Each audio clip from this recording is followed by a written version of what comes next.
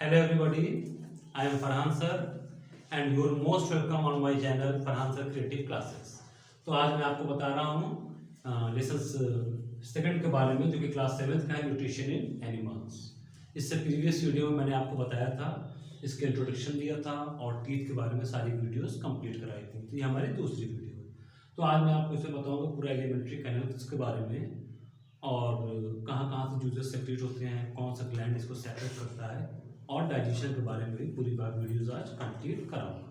तो चलिए स्टार्ट करते हैं। स्टार्ट करने से पहले मैं आपसे कहना चाहूँगा कि अगर अभी तक आपने मेरे वीडियो को सब्सक्राइब नहीं किया तो प्लीज़ उसे सब्सक्राइब कर लें और बेल आइकन को दबा दें। और मेरे इस वीडियो अगर आपको अच्छा लगे तो इसको आप लाइक और शेयर ज़रूर करें और कमेंट्स करना बिल्कुल ना भूलें। तो आपको वक्त नहीं लेते हुए स्टार्ट करते हैं इसको। डाइजेशन इज ह्यूमन, आज का हमारा यही टॉपिक है कि इंसानों में डाइजेशन किस तरह से होता है। ठीक है, तो देखिए सबसे पहले मैं आपको बताना चाहूँगा एलिमेंट्री कैनल के बारे में। एलिमेंट्री कैनल एक रास्ता है कि खाना कहाँ से खाना शुरू करना है और कहाँ पे जाकर के उसका डाइजेशन हो।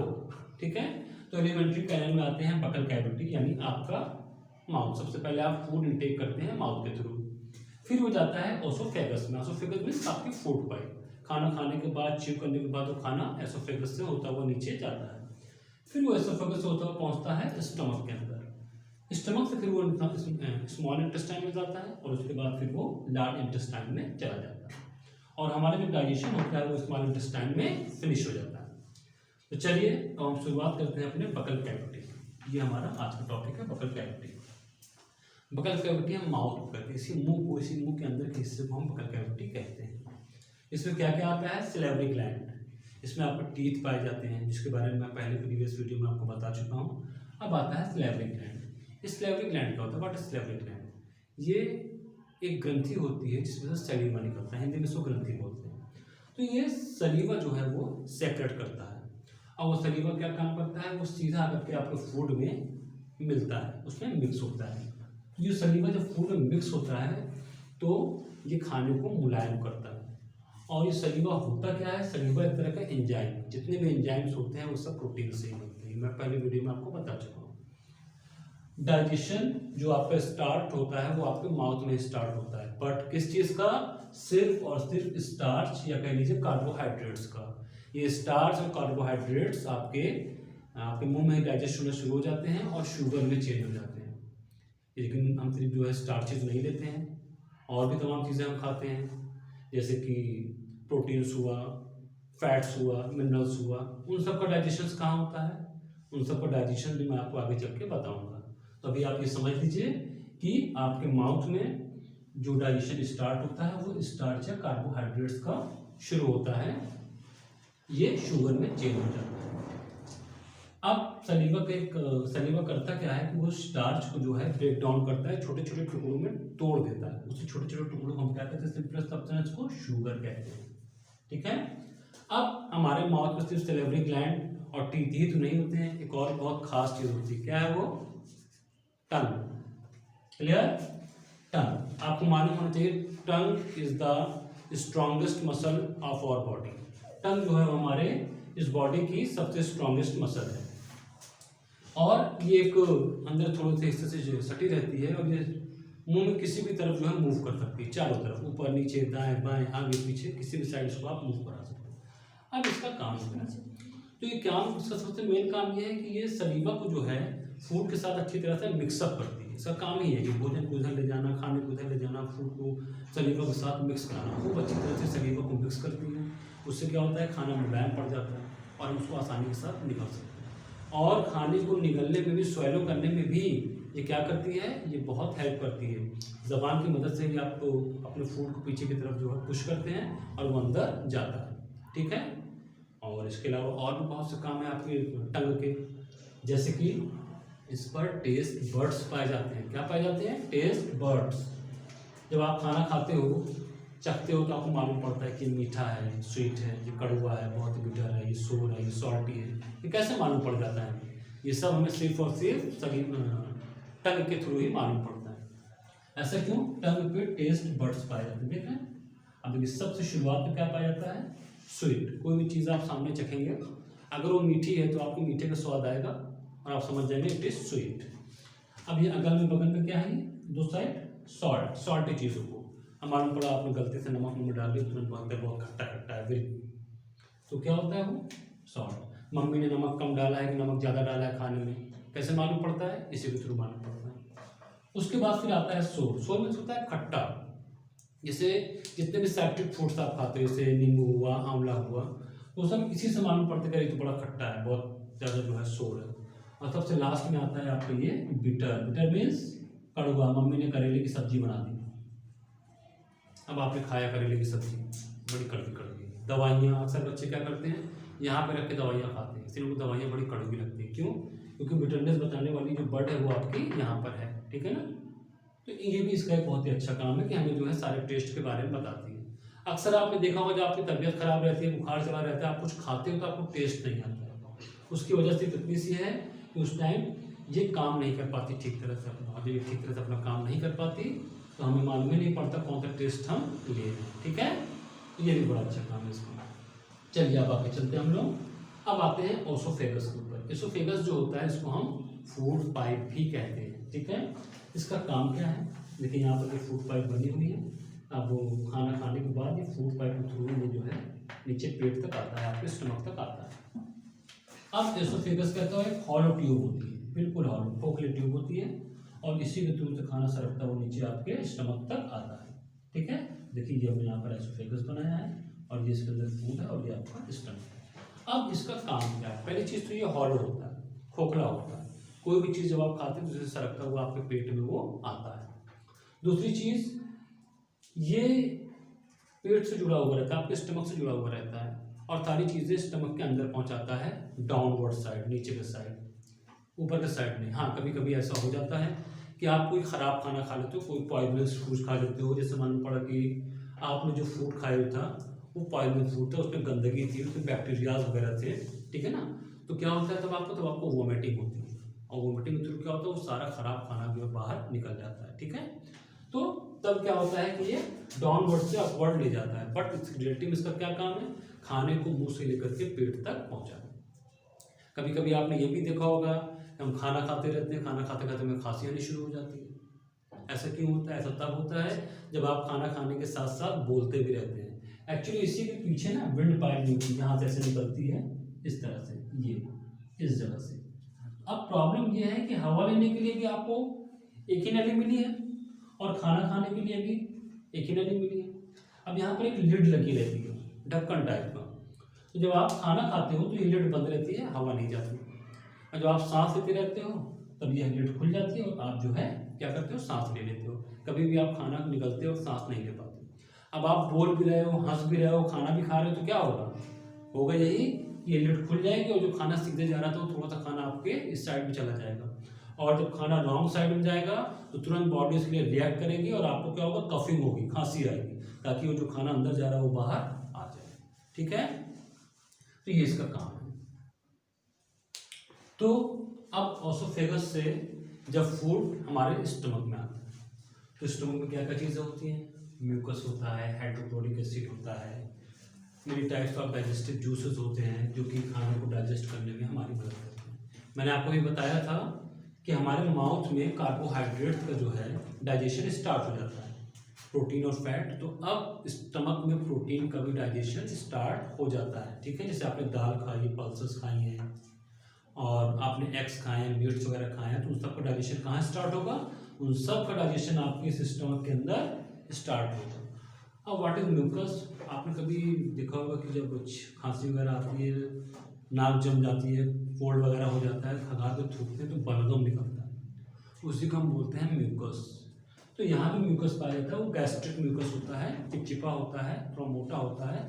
इसका काम सिर्फ इतना सा है कि इसको जो है, जो आपके स्टमक की इनर लिनिंग है, अंदरूनी पेट है, उसका जो है सेफ्टी करना, उसको प्रोटेक्ट करना, ठीक है। वरना क्या होगा, हाइड्रोक्लोरिक एसिड क्या करेगा, आपके पेट को जला देगा। अब ये हाइड्रोक्लोरिक एसिड क्यों सेक्रेट होता है हमारे पेट में, क्यों बनता है भाई, जो भी हम खाना खाते हैं उसमें तमाम तरह के फंगस या बैक्टीरिया वगैरह हार्मफुल रहते हैं, तो उन सबको क्या करता है, ये किल कर देता है, उनको मार डालता है, जिसकी वजह से हमारा खाना बिल्कुल जो है सेफ हो जाता है और ये खाने को बर्न करने में भी हमारी सहायता करता है।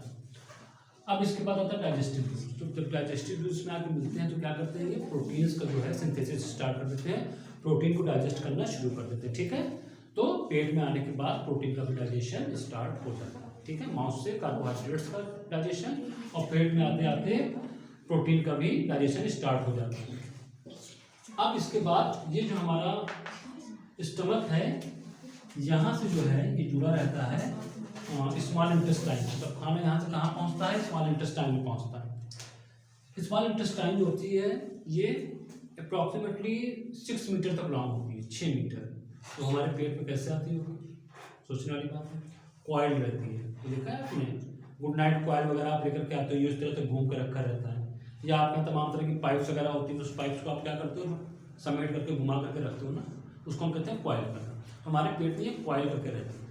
ठीक है, तो इसी स्मॉल इंटेस्टाइन में सारा का सारा डाइजेशन कंप्लीट होता है। क्लियर, ये कॉइल होती है, अप्रॉक्सीमेट 6 मीटर तक लॉन्ग होती है और डाइजेशन यहीं पर आकर कंप्लीट होता है। कैसे कंप्लीट होता है, अब जब हमारा फूड जो है वो स्मॉल इंटेस्टाइन में पहुंचता है तो वहाँ पे जो है 2 ग्लैंड्स जो है सेपरेट करते हैं जूसेस। एक का नाम है लीवर और दूसरे का नाम है पैंक्रियाज। ये दोनों एक्सेसरी ग्लैंड्स हैं हमारे। तो लीवर जो होता है वहाँ से जो है वो बाइल जूस जो है वो सेक्रेट करता है। लीवर बाइल जूस सेक्रेट करता है जो कि फैट्स के डाइजेशन में हमारी हेल्प करता है। अब देखिए स्मॉल इंटेस्टाइन में आते थे, क्या हुआ, फैट्स का भी डाइजेशन शुरू हो गया है, फैट्स भी अब डाइजेस्ट होना शुरू हो गया है। मुंह से कहाँ किसकी शुरुआत हुई थी, हमारा कार्बोहाइड्रेट शुगर में चेंज हो रहा था, पेट में पहुंचे तो हमारा प्रोटीन जो था वो एमिनो एसिड्स में चेंज हो रहा था, और यहाँ पे आने के बाद क्या हुआ, फैट भी अब डाइजेस्ट हो रहा है, वो फैटी एसिड में चेंज हो जाएगा। ये ब्राउनिश कलर का होता है, मतलब भूरे कलर का, कत्थई कलर का, और ये हमारे शरीर का सबसे बड़ा ग्लैंड है, सबसे बड़ी ग्रंथि है। ठीक है, और उसके बाद जो दूसरा जो होता है वो होता है हमारा पैंक्रियाज। ये क्रीम कलर की जो है एक ग्रंथि होती है, ग्लैंड होती है, और इससे जो जूस निकलता है उसको हम बोलते हैं पैंक्रियाटिक जूस। क्या बोलते हैं, पैंक्रियाटिक जूस। और ये जूस प्रोटीन को भी जो है डाइजेस्ट करने में हमारी हेल्प करता है, उसके सिंथेसिस में, कार्बोहाइड्रेट्स के सिंथेसिस में हमारी मदद करता है, और फैट्स के सिंथेसिस में भी हमारी मदद करता है। तो स्मॉल इंटेस्टाइन में आपने देखा कि जब हमारा फूड पहुंचता है तो वहाँ से 3 ग्लैंड्स, लीवर और पैंक्रियाज जो है वो एक खास तरह का डाइजेस्टिव जूस, बाइल जूस और पैंक्रियाटिक जूस सीक्रेट करते हैं। बाइल जूस जो है वो फैट्स को डाइजेस्ट करने में हमारी मदद करता है, और पैंक्रियाटिक जूस जो होता है वो कार्बोहाइड्रेट्स, फैट्स और प्रोटीन तीनों को डाइजेस्ट करने में हमारी मदद करता है। तो अभी कार्बोहाइड्रेट्स तो मान ली कि एक चेन की तरह है, ये इसमें तमाम बिट्स हैं, ये इसके मॉलिक्यूल्स हैं। ये क्या कहलाता है, ये स्टार्च कहलाता है या कार्बोहाइड्रेट्स कहलाता है।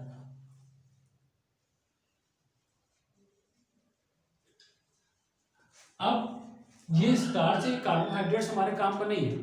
हमें क्या चाहिए, हमें कार्बोहाइड्रेट्स नहीं चाहिए, ग्लूकोज चाहिए। तो ये जूसेस क्या करते हैं, इस चेन को तोड़ देते हैं, अलग अलग हिस्से में ब्रेक कर देते हैं, इसके मॉलिक्यूल्स को अलग अलग कर देते हैं। तो अब ये अलग अलग होता है तो क्या कहलाएगा, अब ये कार्बोहाइड्रेट्स नहीं कहलाएगा, अलग हो गया तो ग्लूकोज कहलाएगा। ऐसे मैं मान लेता हूँ कि फैट की चेन है, तो अब ये फैट नहीं कहलाएगा, टूटने के बाद किस में चेंज हो जाएगा, फैटी एसिड, मॉलिक्यूल्स छोटे छोटे हो गए हैं।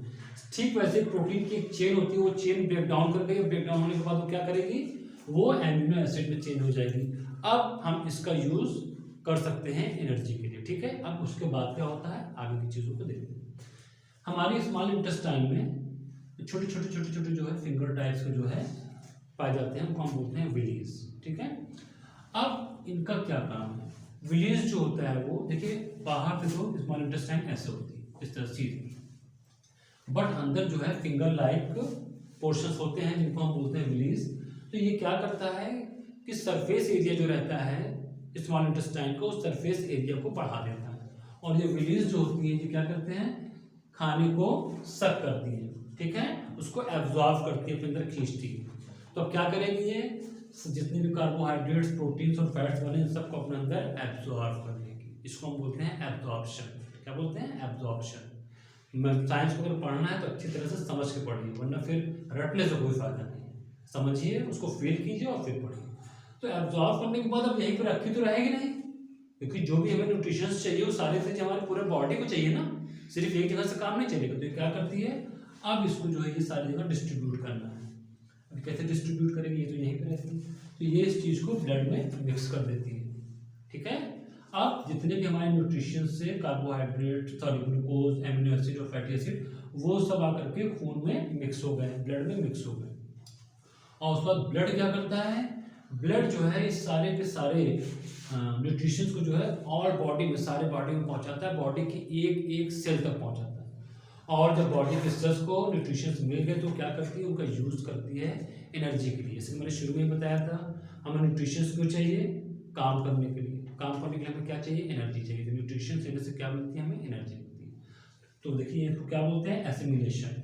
जो प्रोसेस आपका होता है कि सारे के सारे न्यूट्रिशन आपके एक एक सेल तक पहुंच गए हैं, इस प्रोसेस को क्या कहते हैं, एसिमिलेशन, यूटिलाइजेशन, जिसका आप किस तरह से इस्तेमाल कर रहे हो। देखिए all the nutritions mix in the blood and reaches all the cells of body through blood vessels and cell utilize it. अब क्या करेगी, सेल इसका इस्तेमाल करेगी and give energy in the form of ATP, और हमें एनर्जी प्रोवाइड कराएगी किस फॉर्म में, एटीपी के रूप में। ठीक है, तो ये इसका प्रोसेस होता है।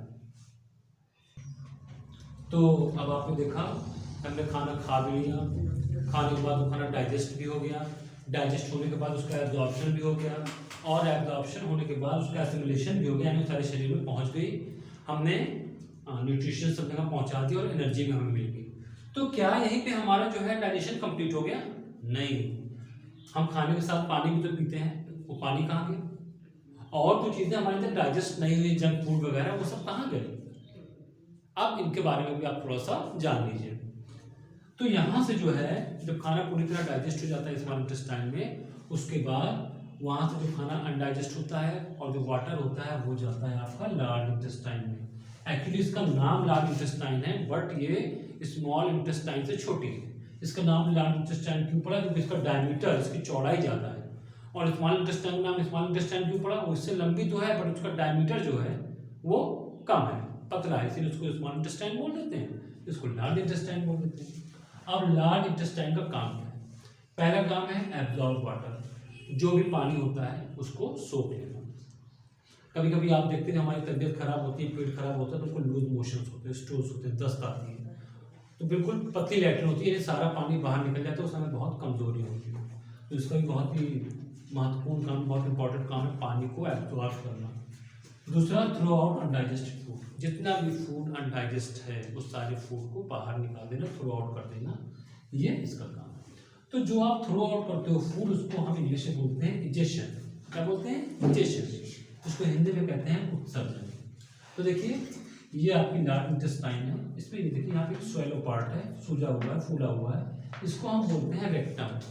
तो जितना भी अनडाइजेस्टेड फूड होता है वो यहाँ पर आकर के स्टोर होता है, यहाँ पर आकर के पूरा स्टोर होता है, और स्टोर होने के बाद फिर ये खुली हुई जगह होती है, ठीक, जिसको बोलते हैं एनस, यहाँ से हम इसको थ्रो आउट कर देते हैं। ठीक है, तो ये इसका सारा जो है प्रोसेस होता है। ठीक है, तो अब यहाँ पे आने के बाद मैं फिर से एक बार आपको क्लियर कर दूँ कि सबसे पहले हम क्या करते हैं, खाने को इनटेक करते हैं, मुंह से लेते हैं, फिर वो खाना बगल कैविटी से होता हुआ एसोफेगस में जाता है, एसोफेगस से वो फिर स्टमक में पहुँचता है, स्टमक तक पहुँचते पहुँचते कार्बोहाइड्रेट्स और प्रोटीन दोनों का डाइजेशन स्टार्ट हो जाता है, फिर वहाँ से वो पहुँचता है स्मॉल इंटेस्टाइन में, स्मॉल इंटेस्टाइन में फैट का भी डाइजेशन स्टार्ट हो जाता है, वहाँ पर आकर बाइल जूस और पैंक्रियाटिक जूस दोनों मिलते हैं। फिर उसके बाद क्या होता है, जितने भी न्यूट्रिशंस रहते हैं उन सबका विली द्वारा एब्जॉर्प्शन होता है। ठीक है, और उसको एब्जॉर्ब करने के बाद विली उसको क्या करती है, ब्लड वेसल्स में डाल देती है, और ब्लड वेसल्स क्या करती है, उसको ब्लड के थ्रू सारे के सारे सेल्स जितनी बॉडी में सेल्स है सब तक पहुंचा देती है। इस प्रोसेस को क्या कहते हैं, हम एसिमिलेशन कहते हैं। ठीक है, और फिर इसका यूज हर एक सेल किस लिए करती है, एनर्जी प्रोवाइड करने में करती है। ठीक है, जो कि हमें एटीपी के रूप में मिलती है।